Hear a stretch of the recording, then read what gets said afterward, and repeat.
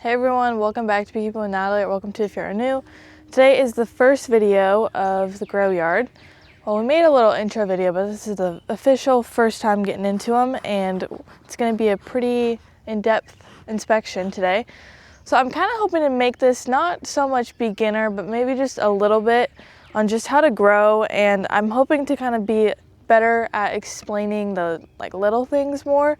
And most of my normal videos, it's kind of just chaotic, and that's what this will be too, but I want to try to explain just a little bit better. So what I have set up here, typically we like to get all of our equipment ready before we get going. It just kind of helps makes everything go a little bit smoother. And so I've got boxes right here of foundation and drawn comb. If you don't have drawn comb, it's totally okay. You can use foundation. It's just drawn comb is literally gold in beekeeping.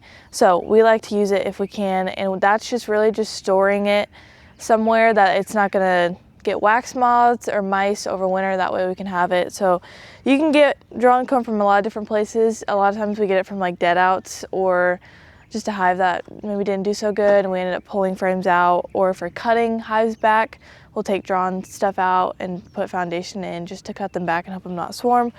And then I've got some nuke boxes here. This is just some of, I think these are called like the Jester nuke boxes or easy nuke boxes, and they're literally just foldable. You fold them together.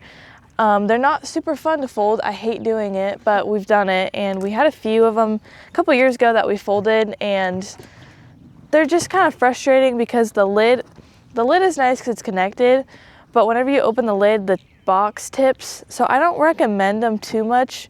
They're fine, they work, but they're just not my absolute favorite. They tip quite a bit. And then over here are our Pro Nukes. You can tell that they have been used, and we're going to continue to use them because, what? And abused. Yeah, for sure. But the bees don't care, and that's what we always say. So we're going to go ahead and use them. But these can be frustrating too sometimes just because they will tip also. If you put a freaking heavy frame over here of just honey, it'll tip. So that's the only thing about these. But we have like some wooden nuke boxes that we love, but they're all being used right now. A Pro Nuke basically is just comes with like, I guess 4 different pieces. It's got these frame holders that just slide in here, and then these entrances that you just pop in there. So they're really easy. Another thing about them is they are small though. So on a lot of benches you have to put something down because they don't fit. So we just put some telescoping lids down that we never really use. That way they don't fall off. So I've got 4 of those here, and then I've got 2 Jester nuke boxes. I don't know how many I'm gonna need, but it's better to have more than not enough. So we're gonna see how this goes. I don't know how many we're gonna end up splitting or making splits out of, but we're just gonna start somewhere. So it is April 29th, and it's a little cold. I think it's up, when we got up it was around the 50s. It feels colder though. It rained all night, and it's just chilly. So you don't have to, it doesn't like, one of the things about splitting, I think in the beginning of beekeeping, is it can be kind of scary. I think a lot of people overthink it a little bit, but at the end of the day, it just needs bees and food. So don't stress about it too much, but as long as they have bees, food, and brood, they're pretty much good. But there's so many different ways you can make splits, and we really just make them however we can and whatever we can get out of them. So I'm just gonna show you how we do it. Again, this whole series is just about how we get from 2 to 20. There's so many different ways you can do it. It's just how we're doing it.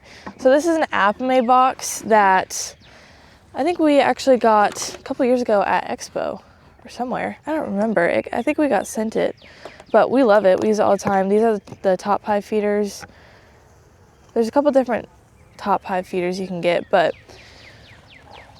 so whenever I take the lid off, I always set it flat on the ground because I usually end up taking this top box off, and if not the top box, sometimes I'll even take the bottom one off. So I always set it down, that way I can set my box on top of it. And then I've got my smoker here, and we just use kind of whatever we can find, but I just use wood chips.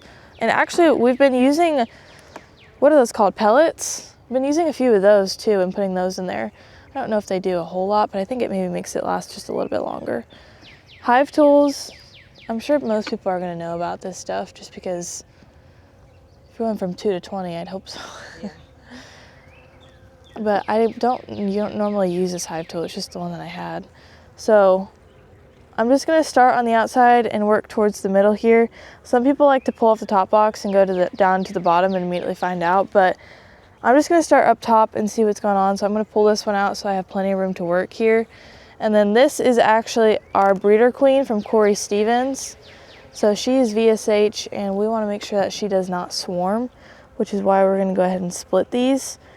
And even if it's maybe a little early for them to swarm, it really isn't though, because we already have bees that are swarming. And I think we already have a couple that did swarm. But we don't want her to even think about it, because we want to make sure that we keep this queen. We want to keep all of our queens, but some are just a little bit more important than the others. So I kind of just start by going through it and trying to find the queen. She's got a big green dot on her. You don't have to go through the whole thing to start and try and find her. I just like to do it if I can on the first round.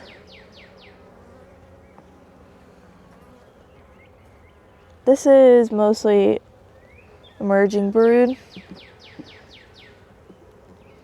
so I might put that into a split, but I'm thinking, I don't know how I want to do the splits. Probably, so this, okay, here she is. So she's 17, number 17, and got that green dot. So she's last year's queen. So this was our virgin, and then Corey Stevens inseminated it. So we want to make sure we keep her. Now I just got to figure out what I want to do with her. Do you have a queen clip? Yeah. You do? Well, actually, no. I'm just going to set her into this box just for right now. She's got bees with her. Hopefully she'll stay warm in there, and it gets her out of the way for me. Once I get down to, well, now I can get down to the bottom box because I've already found her. These are already clipped in because we moved these last night. So we clipped these, that way they wouldn't move. I don't typically keep them clipped just because I'm always taking these boxes on and off. But if I'm gonna move them, those clips are really nice. Now I would actually recommend starting with a tip test, but I kind of forgot to do that, but we can do that on the next one here. Tip tests are a little different on the Apame box, but it's the same thing. I just kind of forgot about that. So, okay, I've located the queen. I know where she's at, so now it's basically just split away. So I'm going to, when you find the queen, it makes everything a lot easier because you don't have to worry about her and check every frame. If I could get this out. So these are empty, but I'm gonna get this bottom box ready to go.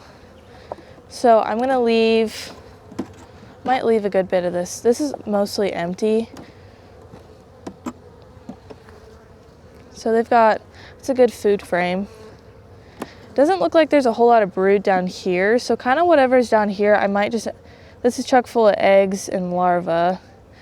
I'll probably leave that.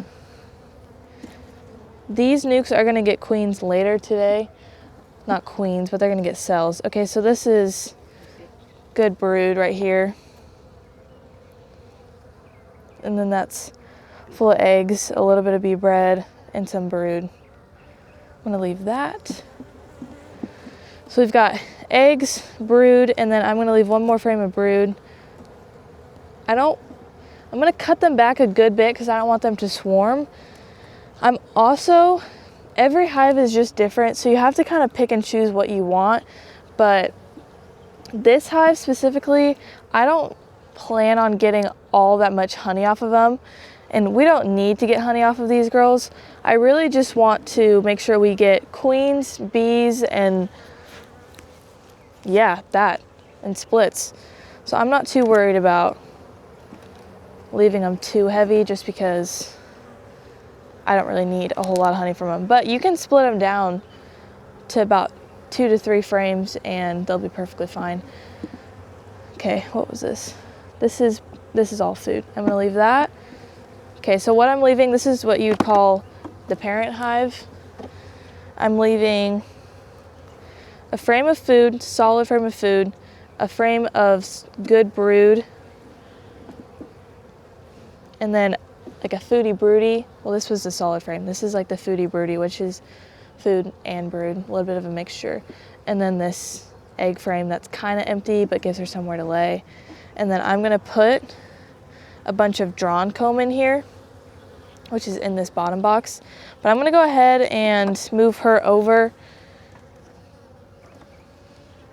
So whenever I pick up a queen, I just grab her by the wings. Oh, that one got me. Well, that hurt. Got some in the cuticle today, and those are the worst. So she's actually got one clipped wing. So I just grab the other and then just set her down in there, and she's good to go. I'm gonna go ahead and, this is just an empty frame. I'm gonna put this in here. Okay, so now that parent hive is ready to go. I actually might shake some of these bees into here just because they have plenty of bees. So they're good to go now. I can close them up basically, but I'm gonna keep them open because I still have to add some stuff to them. I'm actually, now I'm thinking about it, I'm gonna shake, I'm pretty sure she went down the middle there. I'm gonna shake one more frame of bees here into this one because they have a ton of foragers that are gonna go straight back to this hive.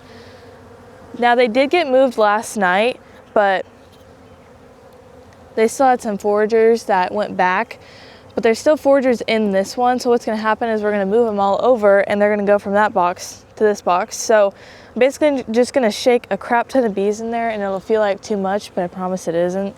Because yesterday we made a bunch of splits that looked like they had a ton of bees, and then we opened up this morning and they weren't empty, but there just wasn't a whole lot of bees in there because all those foragers went back. So that's where moving your nukes to a different yard after you made them splits is a good idea because those foragers can't go back as long as it's a few miles away. But we don't do that a whole lot because we just don't have space to do that or the time. So this is all just food and kind of empty. So I'm just gonna drop all of these in here because it's a good empty frame, gives them something to do, fill up, but it's also got a little bit of food on it. And there was some pollen on one of those. This is also empty. There's also some bees on here, so that'll be good too. Typically how our nukes are made, just because there's 3 of us, so it kind of helps us know like what's going on in each one and where to put everything. There's usually a food frame, your brood, and then a foundation. So that's just how the order we put it in. You can do it differently. That's just usually how we do it because it kind of makes it easier to know what's going on. Okay, these are just like food frames, so I'm gonna leave these here if I need them. And then this whole top box is gonna go away. I'm gonna leave them as a single. We talked about leaving them as a double, but I think that's gonna be too much space, so we're just gonna leave them as a single for now. So here's a good brood frame here. It's a little shotgunny, which just means her pattern isn't super solid, but it's still a good bit of brood. I would consider that a full one. I'm gonna see if there's a good amount of brood in here. I might give them like 2.5. This is kind of half, so actually that'll be good for right here. So kind of just this side and just that little patch right there is half frame of brood. So I'm gonna put this brood up against the other side of brood on this frame here. And then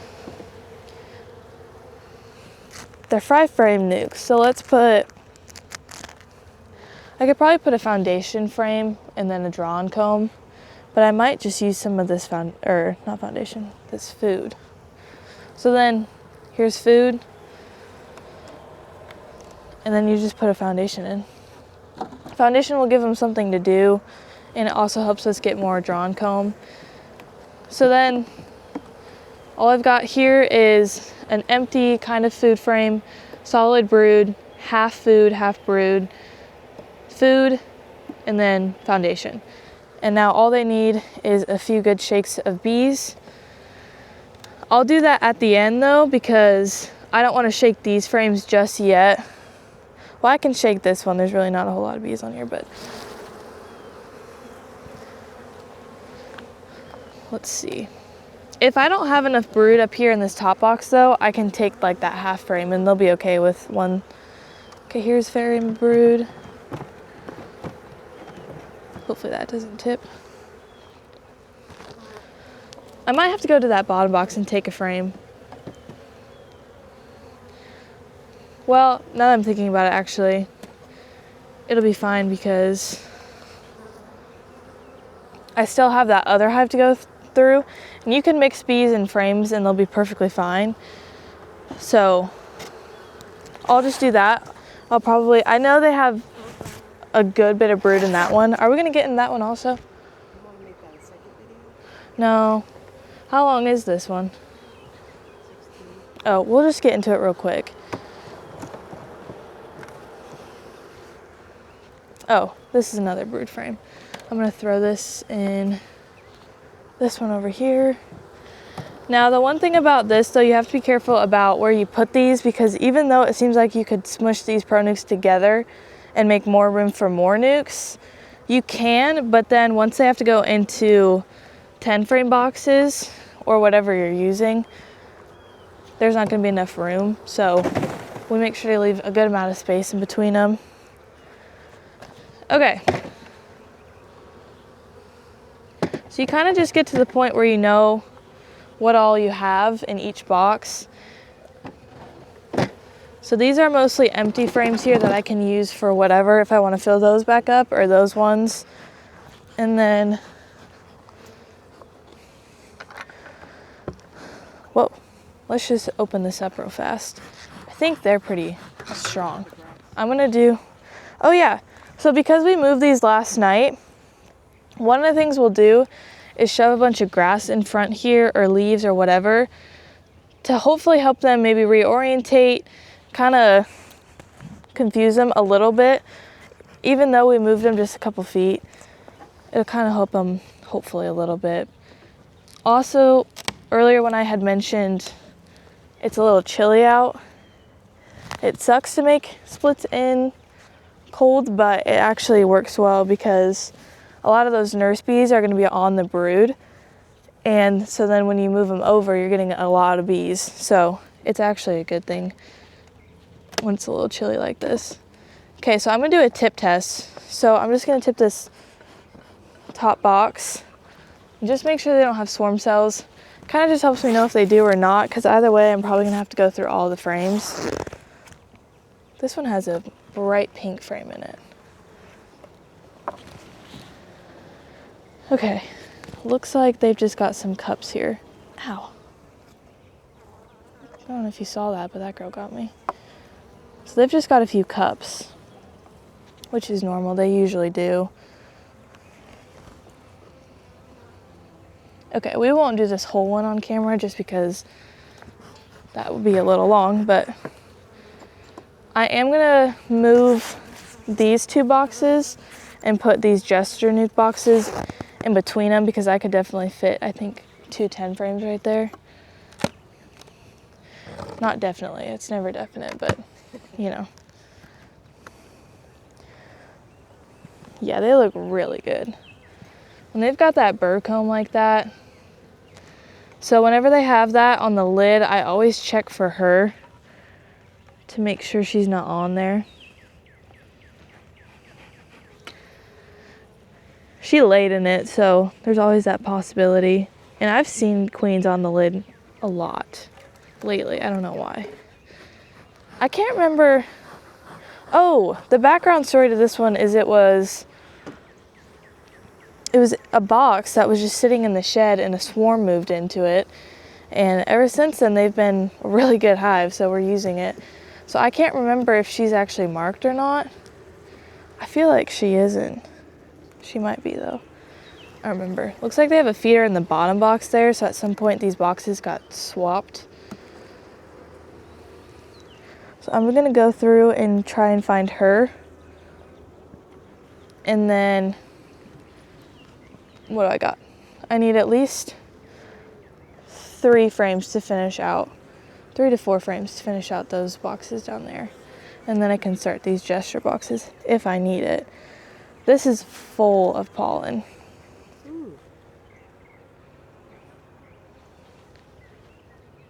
I don't know everything that's coming in right now, but I do know that the yellow mustard is starting. We have a good bit of it. I think our season is just about to really kick up, yeah. Yeah, they're not super happy, but I get it. It's not the best day to be working bees. So this is actually something I'd consider grafting off of. She's got a really good solid pattern. And then as it's emerging, it looks like she's laying back in there. This side looks good too. So then you have to take off that bird comb on the bottom if you're going to put it in a pro nuke most times because it doesn't fit. But I haven't found her yet, but I know I want to use this frame. So I'm just going to check really good for her. If you have two people working, then I usually just make the other person look for me. But The other person has a camera. yeah, the other person is busy, so both of them actually. I'm gonna drop this in here. This one only had like one-ish frame of brood. There might be a little bit more. So if I end up having extra, then I'll drop it into there. But I kind of like to start off by making them just like a little small. That way if I have something left over, I can put it in there. And usually they'll be fine anyway like that. This is, wow, this is a good frame to graft off of. This is a lot of larvae and it's just full of royal jelly, which are like the best and easiest ones to graft with. So that's why I was thinking, but we are not grafting right now, so it's okay. Okay, I'm not seeing her on here. So this is that bright pink frame. It's a plastic one. We got this at the expo, I think, a couple years ago. And it was in that box. Okay, here she is. She's dark. She's got a green dot that they tried to smudge off a little bit. You can kind of tell it's not as bright anymore, but okay. So we're gonna leave the pink frame because I'm gonna leave her. So they are gonna get a frame of brood. It's same thing as the last one, but I'm gonna basically just, dang, this is like a perfect frame. You've got brood, and then the outside is honey. So I'll take that. Yeah, I wouldn't be surprised within the next couple of days if they start trying to swarm. Catching them just in time. Yeah, I think we did catch it perfectly. So that's good, that's the first. I'm going to, I think, just take out maybe this outside frame, and then she's ready to go. Let me just check one more time that she's on here. Okay, so she's on there. So what are you leaving in there? So I'm gonna leave a frame of brood, a foodie broody right here, and then a solid frame of food right here. This is just chock full of food. And then I might leave this one. This is mostly empty. So I'll leave that, just good 4 frames. And then I'm gonna take all of this, I think. Well, yeah, this is mostly food. I might end up switching out those foundation frames and putting food in there because I have so much of it. It's usually how it goes. We always have more food than brood, but oh well. Okay, I'm gonna pop this. Where did she go?